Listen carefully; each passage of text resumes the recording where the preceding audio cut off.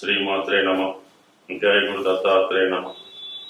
ఈ వీడియోలో మనం 2024 సంవత్సరం ఫిబ్రవరి నెలలో కుంభరాశి వారికి జరగబోయే మాస ఫలితాలు ఏ విధంగా ఉంటాయో పరిశీలించే ప్రయత్నం చేద్దాం. కుంభరాశి వారికి ఒక విధంగా ఈ నెలంతా కూడా ఆర్థిక పరంగా చాలా అనుకూలమైనటువంటి స్థితి ఏర్పడుతుంది. చాలా కాలంగా ఇబ్బంది పడుతున్నటువంటి రాశి వారికి ఆర్థిక పరమైన సమస్యల నుంచి కొంత విముక్తి వచ్చే అవకాశం ఉంది. ఈ రాశి వారికి ముఖ్యంగా ఈ రాశి వారికి యోగకారకుడు చతుర్థ భాగ్యాధిపతి వ్యక్తిగతంగా సింగిల్గానే ధనయోగాన్ని ఇచ్చే గ్రహం 11వ స్థానంలోకి రావడం జరిగింది. అంటే చతుర్థ భావ ఫలితాలు అంటే మనకి స్థిరాస్తి మీద ఆదాయం రావడం, మాతృ సంబంధించిన విషయాలు అంటే తల్లిగారు బంధువుల దగ్గర నుంచి సహకారం, మీ అభివృద్ధికి ప్రోత్సాహం లభిస్తూ ఉంటుంది. అంటే వాళ్ళు మీ వెనకాలండి మీ యొక్క సమస్యలని పరిష్కరించుకునే దిశగా మిమ్మల్ని మీ సమస్యల నుంచి ఒడ్డున పడే విధంగా మీకు అండదండలతో నిలబడే అవకాశం ఉంది. సో ఒక కొత్త ధైర్యంతో మీరు జీవన విధానంలో మార్పు చేసుకొని కొత్త ఆదాయ వనరులు ఏర్పరచుకునే అవకాశం ఉంది ఈ సమయంలో. ఇక భాగ్యాధిపతి లాభస్థితి. భాగ్యం అంటే ఒక విధంగా అదృష్టం, దైవ బలం, అలాగే మీరు ఈ జన్మలో చేసుకున్నటువంటి పుణ్యఫలం, ఇవన్నీ కూడా ఈ సమయంలో మీకు వినియోగంలోకి వచ్చి భగవంతుని యొక్క అనుగ్రహంతో ముఖ్యంగా స్త్రీల యొక్క సహకారంతో స్త్రీ దేవతల్ని ఆరాధించడం వల్ల మీ యొక్క సమస్యల నుంచి బయటపడే అవకాశం ఉంది. ధనుసు రాశి వారికి అంటే కుంభరాశి వారికి ధనుసు రాశి సహజ భాగ్యస్థానం అవడం వల్ల ఈ ధనుసు రాశిలోకి ఏ గ్రహం వచ్చినా సరే కుంభరాశి వారికి అదృష్టాన్ని, పూర్వపుణ్యాన్ని, సంతాన లాభాన్ని ఇచ్చే అవకాశం ఉంది. అంటే సంతాన లాభం అన్నప్పుడు కేవలం పిల్లలు సొంత సంతానం వల్లే కాకుండా మీ ఫాలోవర్స్, మీ శిష్యులు, మీ టాలెంట్, మీ ప్రతిభ ఇవన్నీ కూడా దాని కింద రావడం జరుగుతుంది. కాబట్టి మొత్తం మీద మీకు అటు ఆదాయ వనరులు, తగిన ప్రోత్సాహం లభించే అవకాశం ఉంది. దాంతో ఉత్సాహంతో మీరు ముందుకెళ్లే అవకాశం ఉంది. మరి ధనస్థానంలో ఉన్నటువంటి రాహుగ్రహ సంచారం కుటుంబ విషయాల్లో కొంత ఇబ్బంది ఉన్నప్పటికీ కూడా దానిపై మీ యొక్క ఆధిపత్యాన్ని మళ్ళా తిరిగి పొందే అవకాశం ఉంటుంది. కుటుంబంలో కోల్పోతున్నటువంటి పట్టుని తిరిగి సంపాదించుకుంటారు. కుటుంబ విషయాల్లో జరుగుతున్నటువంటి ఇతరులు మీ కుటుంబ విషయాల్లో కలగజేసుకున్నటువంటి వారిని ఏదో రకంగా బయటికి పంపించి ఏదో రకంగా ఆ సమస్యల నుంచి బయటపడి కుటుంబ ఐక్యతకి మళ్ళా కృషి చేసే అవకాశం ఉంది. సో ఏదైనా ఈ కుంభరాశి వారు తన వ్యక్తిగతంగానే కాకుండా తన కుటుంబం కోసం ఎక్కువగా పాటుపడుతుంటారు. అంటే కుటుంబం అంటే భార్య, పిల్లలు కాకుండా తల్లిదండ్రులు, అన్నదమ్ములు, అక్కచెల్లెలు అందరి కోసం వీళ్ళు పాటుపడుతుంటారు. కాబట్టి వీళ్ళలో ఎవరికి ఏ సమస్య వచ్చినా కూడా సొంత సమస్యగానే వీళ్ళు భావిస్తూ ఉంటారు. సో ఆ కారణం వల్ల ఏంటంటే ప్రస్తుతం ఏదైనా ఇతరుల మరి కుటుంబ సభ్యుల సమస్యలను కూడా పరిష్కరించి దాని కొరకు ఎక్కువగా కృషి చేయడం కూడా జరుగుతుంటుంది. అంటే వ్యయ స్థానంలో ఉన్నటువంటి రవిగ్రహం అంటే కుటుంబంలో ఎవరికి అనారోగ్య సమస్యల వల్ల కానీ, పెద్దవారి యొక్క జీవన ఉపాధి కొరకు కానీ, ప్రభుత్వానికి చెల్లించినటువంటి పన్నులు మొదలు వాటి గురించి కానీ ఎక్కువ ధన వ్యయం కూడా జరుగుతుంటుంది. మరి బుధుడు కూడా వ్యయ స్థానంలో ఉన్నాడు, పంచమాధిపతిగా ఉన్నటువంటి బుధుడు వ్యయ స్థానంలో ఉన్నాడు. పిల్లల చదువు కోసం కొన్ని తప్పనిసరి ఖర్చులు ఉంటాయి. జాతకుడు ఎంత ఇబ్బందుల్లో ఉన్నా కొన్ని తప్పనిసరిగా చేయవలసిన ఖర్చులు ఉంటాయి. అటువంటి వాటిని ఏదో రకంగా మరి ఫుల్ఫిల్ చేయడం జరుగుతుంటుంది జాతకుడు ఈ మాసం అంతా కూడా. సో ఏదైనా ప్రతి విషయం కూడా ఇబ్బందికరంగానే ఉంటుంది. ఏది మనం చేయలేము అన్నటువంటి నిస్సహాయస్థితిలో జాతకుడు ఉన్నప్పుడు కూడా చివరి నిమిషంలో ఏదో ఒక సహకారం భగవత్ కృపతోనూ, మిత్రుల సహకారంతోనూ, మీ శ్రేయోభిలాషుల సహకారంతోనూ ఆ సమస్యని కంప్లీట్గా పరిష్కరించుకొని ప్రతి గండా నుంచి కూడా బయటపడుతూ ఉంటారు. అంటే గండం అంటే ప్రాణగండం అని కాదు. కొన్ని సందర్భాల్లో ఏదో ఇన్కమ్ ట్యాక్స్ కట్టవలసి ఉంటుంది, పలానా డేట్లో కట్టాలి. సో అది గండం గట్టిగా ఉన్నట్టుగా అనిపిస్తుంటుంది, అంతే తప్ప ప్రాణగండం అయితే కాదు. సో ఏదైనా ఈ రాశి వారికి గత కొంతకాలం నుంచి ఇబ్బంది పెడుతున్నటువంటి సమస్యల నుంచి బయటపడడం జరుగుతుంటుంది. ఏదన్నా శుక్ర కుజుల కలయిక లాభస్థానంలో ఉన్నప్పుడు ఇంత ఇబ్బందుల్లో కూడా జాతకుడు కొన్ని అనవసర ఖర్చులు కూడా పెట్టవలసి ఉంటుంది. సంబంధం లేని ఖర్చులు, ఎవరో కోసం ఎవరి కొరకు ధనాన్ని వెచ్చించడం, ఈ విధంగా జాతకుడి యొక్క సంపాదనని తనకు కావలసిన వారు కాకుండా ఇతరులు తన సంపాదనని అనుభవించే అవకాశం ఉంటూ ఉంటుంది. సో ఏదైనా మొత్తం మీద ధన ఆదాయం ఉంది, ధన వ్యయం కూడా ఈ రాశి వారికి ఈ నెలంతా కూడా ఉంది. బట్ ఏంటంటే మరి గురువు ప్లస్ శుక్రుడి యొక్క అనుగ్రహం అంటే ఇప్పుడు ఈ 3వ స్థానంలో ఉన్నటువంటి గురువు కుజుడితో ఎక్స్చేంజ్ పొందడం వల్ల గురువు కూడా 11వ స్థానంలో ఉంటే ఎటువంటి ఫలితం పొందాలో అటువంటి ఫలితం ఇస్తారు. సరే మొత్తం మీద ఏంటంటే లాభస్థానంలో మీకు 3 గ్రహాలు ఉన్నట్టు ఫలితం వస్తూ ఉంటుంది. అంటే శుక్రుడు ఉన్నట్టు, గురువు ఉన్నట్టు, కుజుడు ఉన్నట్టు.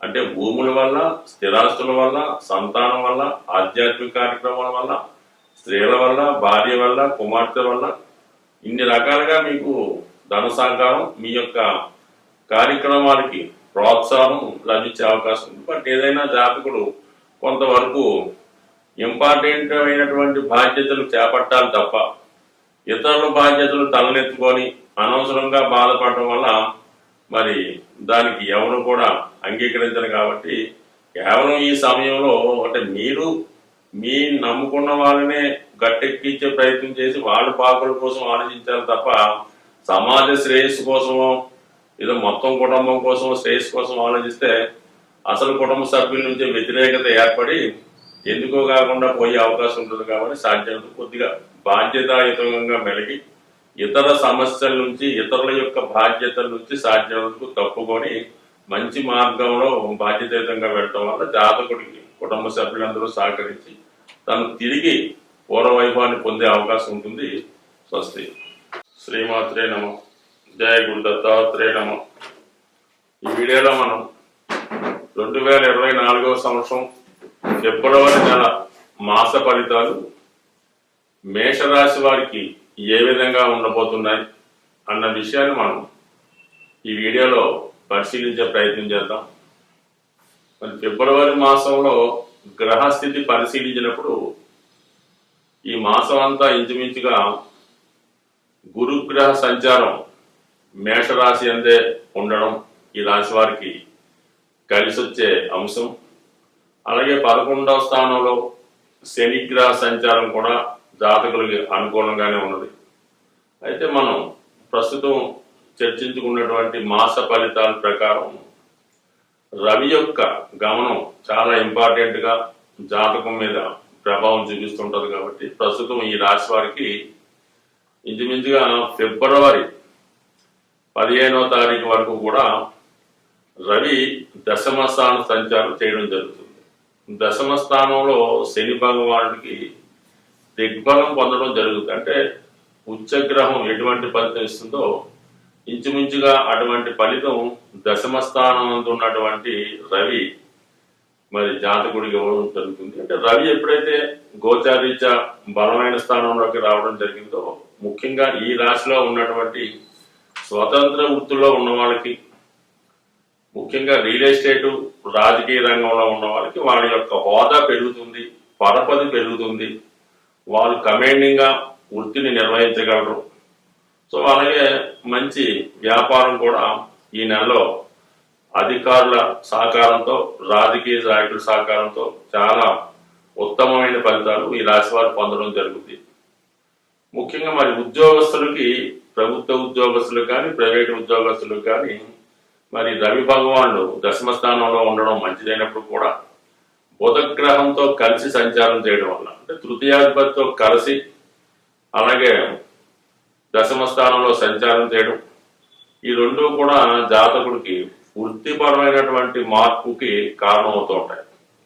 ఈ సమయంలో జాతకుడికి వృత్తిలో అభివృద్ధి పొందడం కానీ, వృత్తిపరంగా చేంజ్ చేద్దామంటే వేరే వృత్తిలో మారుదాం అనుకున్న వారికి ఇది అనుకూలమైనటువంటి సమయం. కంపల్సరీగా ఈ విధంగా ఎవరైతే వృత్తి చేంజ్ చేద్దాం అనుకుంటారో వాళ్ళకి ఈ సమయం ఖచ్చితంగా అనుకూలించే అవకాశం ఉంది. సో ఇది హ్యాపీ అయిన పొజిషన్.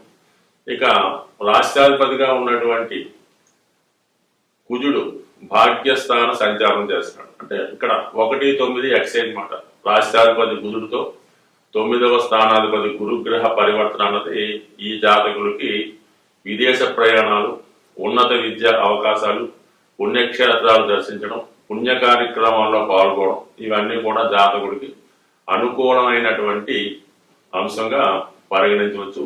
మొత్తం మీద నెలంతా కూడా ఈ గురుబలం ఈ జాతకులకు అనుకూలంగా ఉంటుంది. మరి ఎక్స్చేంజ్ వల్ల శుక్రగ్రహంతో గురువు కలిసి 9వ స్థానంలో ఉన్నటువంటి ఫలితాన్ని ఇవ్వడం వల్ల ముఖ్యంగా వివాహానికి సంబంధించినటువంటి విషయాలు పరిష్కారం అయ్యే అవకాశం ఉంది. అంటే వివాహ సంబంధాలు కానీ, వివాహం నిశ్చయం అవ్వడం కానీ, వివాహంలో ఉన్నటువంటి సమస్యలు పరిష్కారం అవ్వడం కానీ జరిగే అవకాశం ఉంది. ముఖ్యంగా వివాహం కొరకు ఎదురు చూస్తున్నటువంటి వారికి 100% ఈ స్థితి, ఎందుకంటే మరి రాష్ట్రాధిపతిగా ఉన్నటువంటి కుజుడు మరి సప్తమాధిపతి శుక్రుడితో కలిసి 9వ స్థానంలో ఉండడం, అక్కడ గురు కుజుల పరివర్తన, ఇవన్నీ కూడా మరి గతంలో మీరు ఏదైనా వివాహ సంబంధం ప్రయత్నం చేసి అది ఏదో విధంగా ఆగిపోయి ఉంటే తిరిగి మళ్ళా పునఃప్రయత్నం చేయడం వల్ల ఆ వివాహ సంబంధం కుదిరే అవకాశం కూడా ఉన్నది.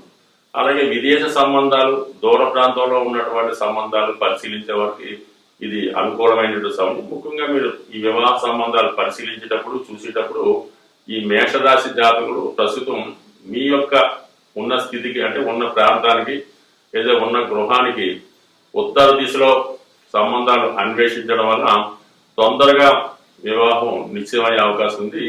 సో ఈ విధంగా మరి ఈ భాగ్యస్థానం అనుకూలంగా ఉంది, దశమ స్థానం ఇంకా అనుకూలంగా ఉంది, ఇక లాభస్థానం కూడా అత్యంత అనుకూలంగా ఉండడం ఈ రాశి వారికి చాలా ఈ ఫిబ్రవరి మాసం అంతా కూడా అనుకూలమైన ఫలితాలు మాత్రమే గోచరిస్తున్నాయి. దాని తర్వాత ఫిబ్రవరి 15 తర్వాత సూర్య భగవానుడు అంటే రవి 11వ స్థానానికి రావడం జరుగుతుంది. ఒక పంచమాధిపతి లాభస్థానంలోకి రావడం వల్ల సంతానం విషయంలో శుభవార్తలు వింటారు. అలాగే మీ సంతానానికి ఏదైనా ఉద్యోగ ప్రయత్నం ఫలించడం కానీ, వారికి మంచి అవకాశాలు రావడం కానీ జరుగుతుంటుంది. ముఖ్యంగా మీ పిల్లలకి ఉద్యోగ ప్రయత్నాలు ఫలించే అవకాశం ఉంది.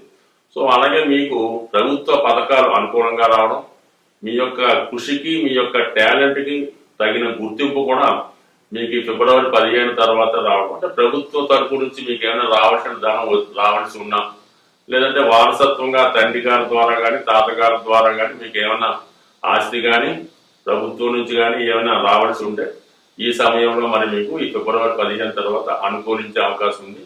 ఇది ముఖ్యంగా ప్రభుత్వ ఉద్యోగం ఆశిస్తున్న వారికి కానీ, ప్రభుత్వంలో పదవులు ఆశిస్తున్న వారికి కానీ, లేదంటే వారసత్వంగా కొంతమందికి పదవులు వస్తుంటాయన్నమాట. అంటే ఏదో ఇంటర్మీడియట్ బోర్డులో వాళ్ళ నాన్నగారు తండ్రి గారు చేస్తే వీళ్ళకి రావడం, లేదా ఏదో కారణాంతరం వాళ్ళ ఫాదర్కి సిక్ అయితే పిల్లలకి ఉద్యోగాలు రావడం, అటువంటివి ఏమన్నా అవకాశం ఉన్నవాళ్ళు ఈ సందర్భంలో ప్రయత్నం చేస్తే మీకు ప్రభుత్వం నుంచి వారసత్వంగా రావాల్సినది ఈ సమయంలో వచ్చే అవకాశం ఉంది జాతకులకి.